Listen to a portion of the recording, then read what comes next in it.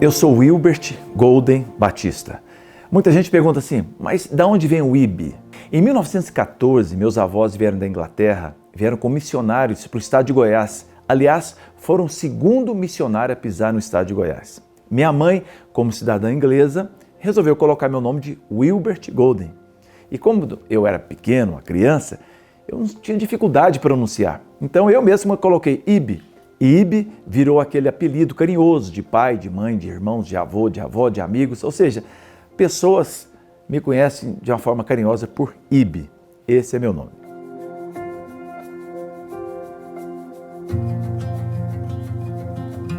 Em 1973, eu mudei com a minha família para Brasília. Eu era um jovem, tinha 14 anos. E aqui em Brasília, nós, logo de início, passamos grandes dificuldades. Nós mergulhamos quase que no vale da sombra da morte. Nós perdemos tudo que nós tínhamos. Estou falando de meus pais, que eu era um adolescente ainda. Mudamos para o Núcleo Bandeirante em 1975. E ali nós começamos a crescer novamente. Ali eu pude ter as minhas experiências com Deus. Ali eu pude conhecer os amigos, colegas, minha namorada, minha esposa hoje, tem 40 anos de casado. Foi naquele período que nós nos conhecemos. Foi um período muito difícil. Mas na dificuldade nós aprendemos muitas coisas. E uma coisa que eu aprendi, que eu levo na minha vida, é: a dor é passageira, mas a glória, ela é eterna. Naquele período que nós passamos momentos mais difíceis, em minha casa não tinha uma geladeira, foi um momento muito difícil em minha vida, perdemos tudo. Eu vi que qualquer ser humano, quando ele não tem mais solução, ele pode buscar em Deus uma solução.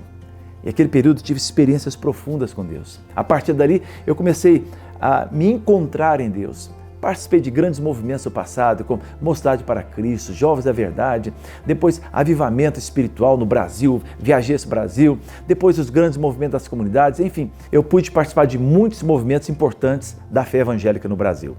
Ainda na década de 70, em 1976, eu comecei a trabalhar com jovens na cidade, ia nas escolas, na hora do intervalo, que a gente chamava de recreio, eu ministrava 5 minutos ali a palavra de Deus e com isso cresceu um movimento grande na cidade que nós chamávamos carinhosamente de clubinho. Aquele movimento, os jovens, em vez de ir para as boates, se drogar, iam para aquela reunião, não é escola, nem igreja não era.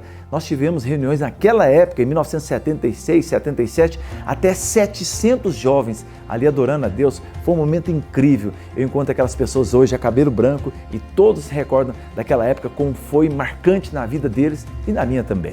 Ainda muito jovem, talvez meus 16, 17 anos, meu pai montou empresa, tipo despachante educacional. Naquela época não tinha internet, não tinha nada, então tudo era manual. Eu fui trabalhar com meu pai, às vezes pegava inscrições de pessoas, ia lá em Goiânia fazer inscrição para as pessoas fazerem um supletivo e tal. E eu comecei a trabalhar, depois entrei como office boy na antiga Encol, empresa de construção, e até que um dia eu abri mão de tudo e fui para o seminário.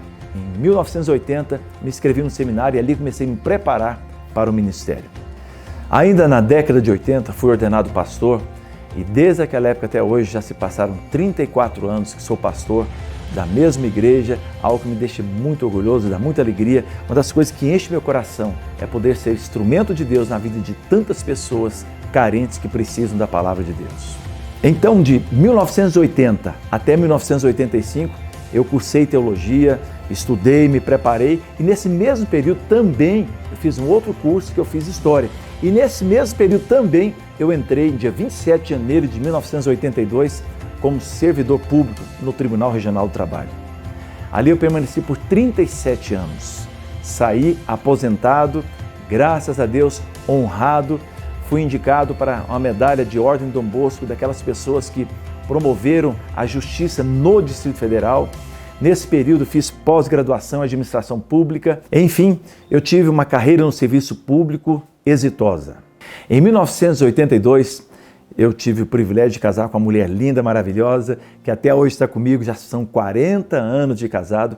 E desse casamento nós tínhamos 3 filhas. Com essas 3 filhas vieram 3 genros. Com esses 3 genros vieram 4 netos lindos e maravilhosos. A minha vida familiar é tudo. Uma das coisas que me encanta, uma das coisas mais importantes que eu posso usufruir nessa terra é o convívio familiar. Eu já com 52 anos, com meus taxas bastante equilibradas, muito pesado, eu fui intimado por um médico que eu precisava de uma atividade esportiva. Como triatleta, como Ironman, participei de diversas provas no Brasil e fora do Brasil, inclusive participando de 3 mundiais, um deles no Havaí. Enfim, comecei a alcançar no ranking brasileiro, tanto faz no Ironman Full como 70.3, estava em primeiro lugar no ranking. Depois de participar desses eventos, após 57 anos de vida, eu cheguei a uma conclusão: o impossível é apenas uma questão de opinião. Hoje, aos meus 63 anos, eu sou cheio de vigor. Muita gente pensa que o idoso ele perdeu muita coisa. Não, não é bem assim. A gente, como idoso, nós já vimos muitas coisas e a gente passa a ter um sentimento diferente quando você olha o seu neto, a sua neta. Você pensa, que mundo eu quero que meu neto viva? Que mundo eu quero que as minhas netas vivam? E quando você pensa isso, você fala, eu preciso fazer alguma coisa para o meu mundo se tornar melhor. A minha experiência me faz um homem mais disposto a lutar, com uma visão maior do todo, para que nós possamos ter um mundo melhor. E esse mundo eu acredito nele. Eu acredito sempre que o mundo que nós estamos vendo hoje é melhor do que o do passado e o amanhã ainda será melhor do que esse. É assim que eu penso e por isso eu vou trabalhar. Para que tenhamos um futuro melhor do que nós estamos vivendo hoje, a gente precisa pelo menos 3 coisas. Primeiro, tomar decisões corretas que vão influenciar o futuro. Segundo, amar a nossa pátria acima de tudo.